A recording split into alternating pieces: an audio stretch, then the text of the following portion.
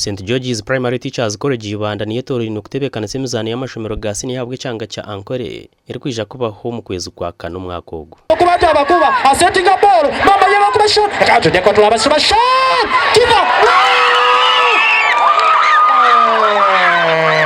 akacika karukure mizane ejo mucyange kikarangirira ibanda kuba niyo yatebekana semizano y'umwaka ogo ubwanyuma y'urukiko kuhereza ibanda maxes rukukiza handi Azanafias haganda tubulichemo kuri ale cyaizo kubata bakuba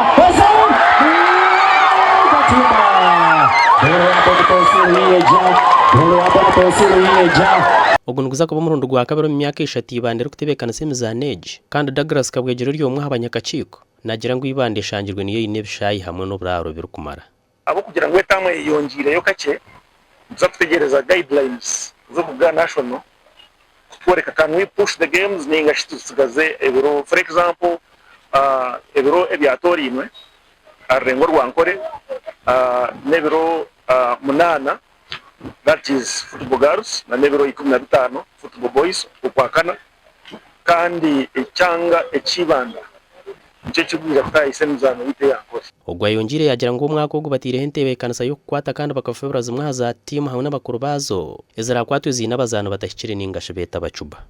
omuri ebyo strong punishments are going to be administered to teams like zo kureba nguzahende biragiro obushumo butino bwinjira bwa cheating na impersonators kandi ngazoni yo kuspastamira muri kiko twagira ngo akakiko kitu kahereza amani ngo katwireka inamani twongera ubushoborozi ora kwatu ikiragiro cyo mukwati impakeze rumwe mpira gw'ibigera habwo bojo nabishye basketball hockey rugby na tennis kandi sent kagwa ni n'icyo pecho mpira gw'abojo rero bone konsire n'icyo pecho mpira gw'abishye Lions au aba TV West ndialoje yasibya mukama tuanze kora